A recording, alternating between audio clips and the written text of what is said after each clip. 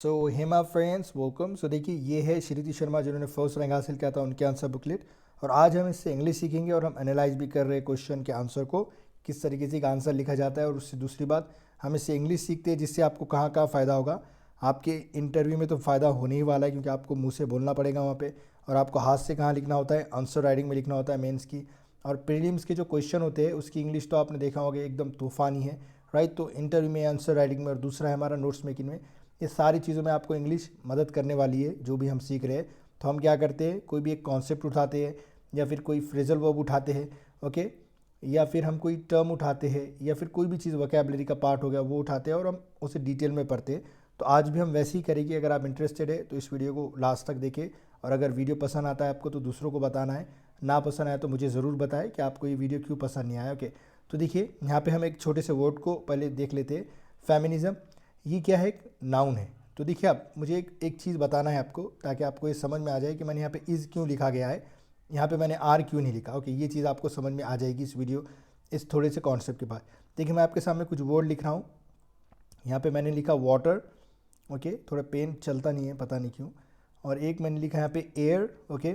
फिर मैंने लिखा यहाँ पे ऑनेस्टी, ओके। यहाँ पे मैंने ऑनेस्टी लिखा, ओके, ये ऑनेस्टी है। और मैंने लिखा यहाँ पे एक्सपीरियंस भी, समझ लीजिए थोड़ी देर के लिए एक्सपीरियंस भी है। तो मुझे ये पता करना है कि ये वाटर, एयर, ऑनेस्टी, ये तो नाउन है, हमको पता है किसी चीज़ का नाम है ये, ओके। ये एयर, ऑनेस्टी किसी चीज़ का नाम तो होने ही वाला है। लेकिन मुझे देखना है कि अनकाउंटेबल नाउन है या काउंटेबल। अब अनकाउंटेबल और काउंटेबल नाउन आपको समझ में आ गया, तो आपको उसके बाद कौन सा वर्ब इस्तेमाल करना है, यहाँ पे इज़ है, वो आपको आसानी से समझ में आने वाला है। तो देखिए जब भी मैं वाटर लूँगा तो उसे समझने की ट्रिक है कि कोई नाउन काउंटेबल होता है या अनकाउंटेबल होता है। उसे ऐसे समझिए कि हम वाटर को ऐसा बोल सकते हैं, एक वाटर, दो वाटर, तीन वाटर, चार वाटर नहीं बोल सकते। तो ये क्या होगा, हमारा अनकाउंटेबल नाउन होगा। वैसे ही एयर को सोचिए कि हम एक एयर, दो एयर, तीन एयर बोल सकते, नहीं होता। तो ये भी क्या होगा, हमारा अनकाउंटेबल।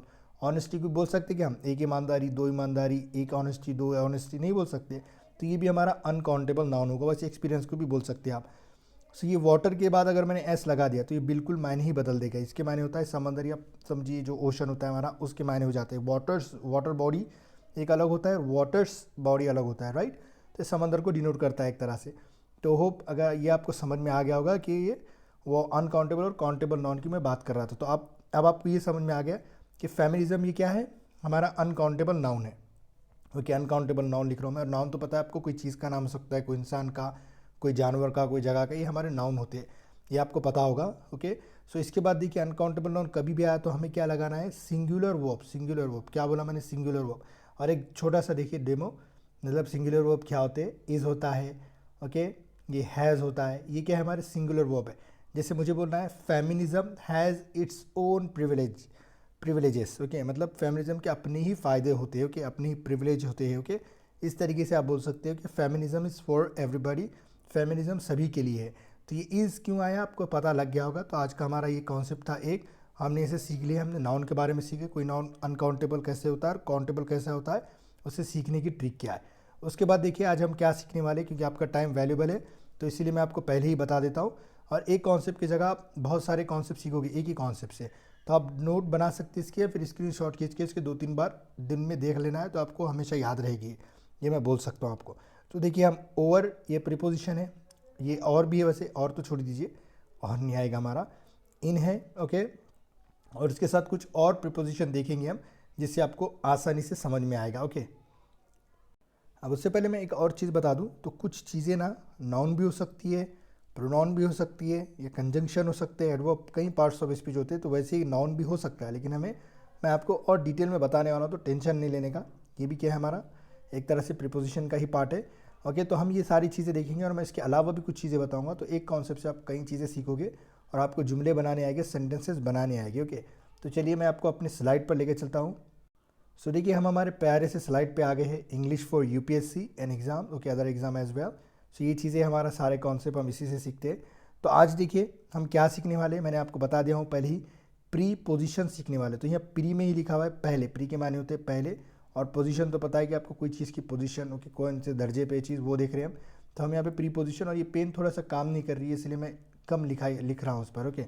तो मैं आपको इस तरीके से समझा रहा हूँ, जैसे समझिए एक टेबल है, ओके, ये टेबल है समझिए, ओके। और यहाँ पे एक चेयर है, एक चेयर है और यहाँ पर कोई बैठा हुआ है, जैसे आप ही बैठे हुए समझिए, और यहाँ पे क्या रखी हुई है, आपकी पॉलिटी की बुक रखी है समझ लीजिए, इकोनॉमी की कौन सी भी बुक रखी है, और यहाँ पे एक छोटी सी बुक आपकी नीचे गिर गई समझ लीजिए, ओके, कोई भी बुक होगी, और यहाँ पे एक छोटा सा आपका प्यारा सा पंखा चल रहा है समझिए, ओके, और ये आपका घर है, ओके, और घर के ऊपर से एक छोटा सा सुपरमैन उड़ रहा है, ओके, सुपरमैन मैं समझ लीजिए कि मैं ऊपर से उड़ रहा हूँ और आप अचानक से देख रहे।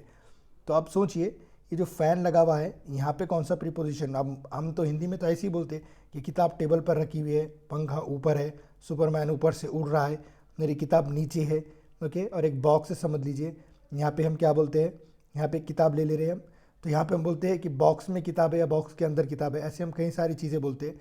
तो मैं आपको बताता हूँ कि इससे कैसे इस्तेमाल करना है। जब कोई भी चीज़ कोई सरफेस से टच है, जैसे मैं हाथ के ऊपर पेन रख रहा हूँ तो बीच में कोई भी जगह खाली नहीं है, तो मैं वहाँ पे क्या इस्तेमाल करूँगा, हमेशा ऑन इस्तेमाल करूँगा। ओके, मैं आपको कुछ बोल रहा हूँ, लिखिए कि अगर सरफेस टच हो रहा है तो हम वहाँ पे ऑन का इस्तेमाल करेंगे, और इसके मायने क्या होंगे, ऊपर या फिर पर, ओके, विंग वाला पर नहीं, ओके, बर्ड्स वाला पर नहीं है, पर कोई चीज़ ऊपर है इस तरीके से या वहाँ पर है, इस तरीके से हम बोलते हैं। फिर इसके बाद देखिए यहाँ पे है, अब यहाँ पे दो चीज़ें, ओवर भी बोल सकते हैं आप या फिर अबो भी। अगर ये पंखा आपके यहाँ होता तो आप बोल सकते थे the fan is above my head या the fan is over my head, ये दोनों भी मतलब सही समझे जाते हैं, इंटरचेंजेबली इस्तेमाल होते हैं। तो हम यहाँ पे ओवर का भी इस्तेमाल कर सकते थे या फिर अबो का भी इस्तेमाल कर सकते थे। लेकिन देखिए अब कोई चीज़ ना, अब देखिए कोई चीज़ मूवमेंट में है, समझिए ये आप यहाँ ठहरे हुए हैं और मेरे अंदर सुपरमैन की क्वालिटी आ गई समझ लीजिए, और यहाँ पे ये बंदा उड़ रहा है, ओके, सुपरमैन जो है ये उड़ रहा है। तो आप यहाँ पे अब यहाँ पे अबो का इस्तेमाल नहीं लगाएंगे। अगर ये यहीं पे हवा में ही रहता आपके ऊपर तो भी आप यहाँ पे क्या इस्तेमाल बोलेंगे, ओवर का इस्तेमाल करेंगे, okay. The Superman flew over my head, okay, मतलब ये मूवमेंट करने वाला, इधर से इधर या इधर से इधर या हवा में ही हिलेगा थोड़ा सा, तो इसके लिए हमेशा ओवर का इस्तेमाल करना है कि कोई चीज़ आपके ऊपर से जा रही है, ओके। तो ये हो गया। आप समझिए कोई चीज़ है जिसके ऐसे कोई चार बॉक्स के अंदर कोई चीज़ रखी हुई, तो अब इसका इन का इस्तेमाल करना है। और समझिए कोई चीज़ है जो ट्री के नीचे पड़ी हुई है, जैसे कोई किताब है समझ लीजिए कि आपने ट्री के नीचे रखल भूल गए, तो अब यहाँ पे इन नहीं बोलना है, the book is in the tree नहीं बोल सकते, आप अंडर द ट्री बोलना है। जब आपका ऊपर का सरफेस ना छू रहा हो, ओके, ना छू रहा हो, तो आप क्या इस्तेमाल करेंगे, यहाँ पे अंडर का इस्तेमाल करेंगे, राइट, अंडर का इस्तेमाल। I am under the bridge बोल सकते हैं आप, क्योंकि ब्रिज ऐसा होता है और आप ये आपको छू रहा नहीं है, तो क्या होगा, अंडर द ब्रिज होगा, राइट। तो आपको समझ में आ गया होगा हमने क्या क्या सीखे, मैं आपको बताता हूँ थोड़ा सा। हमने सीखे ऑन के बारे में, जब सरफेस टच होता है तो हम इसके मायने पर हो जाते हैं, वैसे भी पर ही होते हैं, राइट। जब सरफेस टच करता है लिखना है आपको। और ओवर का इस्तेमाल कब करना है, कि कोई चीज़ आपके ऊपर है और वो मूवमेंट कर रही है, ओके, कोई चीज़ मूवमेंट कर रही है, इधर से उधर हिल रही है, तो आपको ओवर का इस्तेमाल करना है।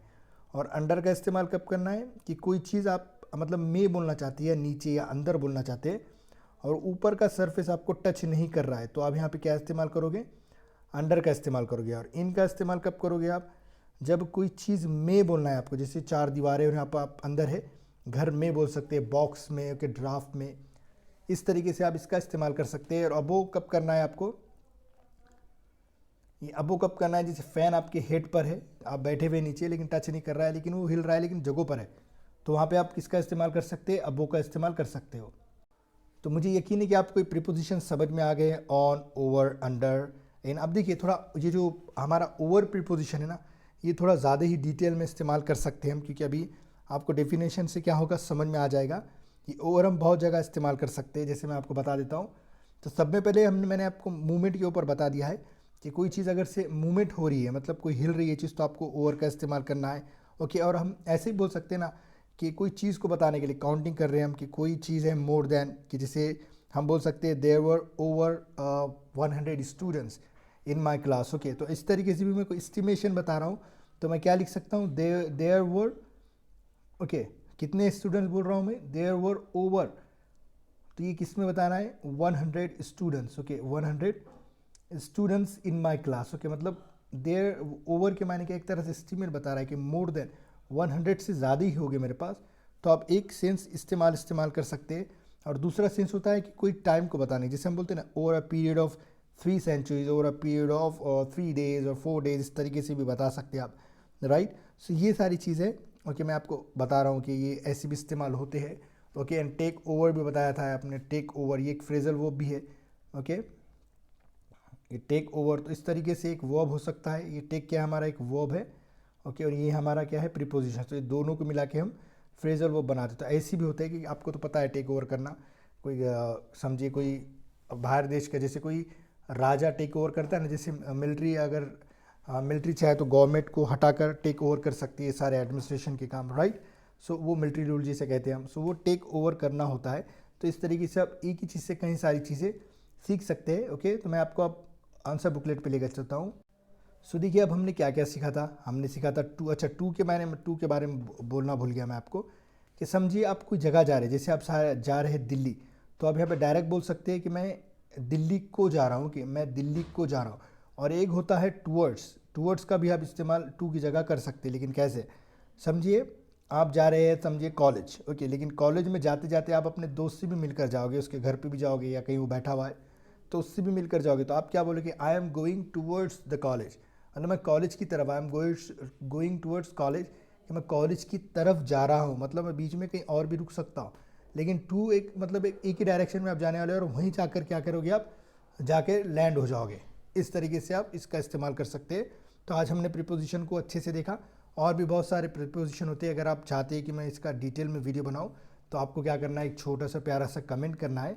और अगर वीडियो अभी भी पसंद आया आपको, तो दूसरों को ज़रूर बताएं, और ना पसंद आया तो मुझे बताएं कि आपको क्या प्रॉब्लम है, ओके, कि क्या समझ में नहीं आया, इस तरीके से। और ये ऑफ भी एक प्रीपोजिशन होता है, इसका भी एक छोटा सा बता देता हूँ मैं, कि समझिए कोई इंसान है, उसका नाम है समीर, तो मुझे बोलना है कि ये समीर की कार है, तो मैं कैसा बोलूँगा, उस चीज़ का नाम पहले बोलना है, कार लगाना है, फिर उसके बाद ऑफ लगाना है और समीर लगाना है, ओके, कार ऑफ समीर। और वो दो वाला ऑफ अलग होता है, ये ऑफ ना कोई चीज़ से आप दूर हो रहे, जैसे हम बोलते हैं ना टेक ऑफ, टेक ऑफ, जैसे हवाई जहाज़ एरोप्लेन क्या करता है, ज़मीन से ऊपर होता है, तो वो सतह को छोड़ रहा है, तो इसलिए हम ऑफ का इस्तेमाल करते हैं। इसका भी बड़ा इंटरेस्टिंग सा टॉपिक है, लेकिन यहाँ पे ऑफ के माने क्या है, कार ऑफ समीर, या फिर हम समीर कार भी बोल सकते हैं, अपोस्ट्रॉफी एस लगा के, समीर के लास्ट में इनमें लगाकर। तो ये देखिए छोटा सा कॉन्सेप्ट था। अगर आपको अच्छा लगा तो मुझे बताएं, ओके, कमेंट करके कि हाँ अच्छा लगा, और क्या प्रॉब्लम है, कुछ इम्प्रूव करना है या नहीं, आपको डिटेल में वीडियो चाहे, ये भी आप कमेंट ज़रूर करें। और अगर आपका रिस्पॉन्स अच्छा आएगा, चैनल को, वीडियो को सपोर्ट करेंगे, तभी ऐसे वीडियो बनेंगे, ओके। क्योंकि आपका वैल्यूबल टाइम जाएगा, इसीलिए मैं चाह रहा हूँ कि आप मुझे कमेंट करके ज़रूर बताएं। वीडियो देखने के लिए आपका बहुत बहुत शुक्रिया।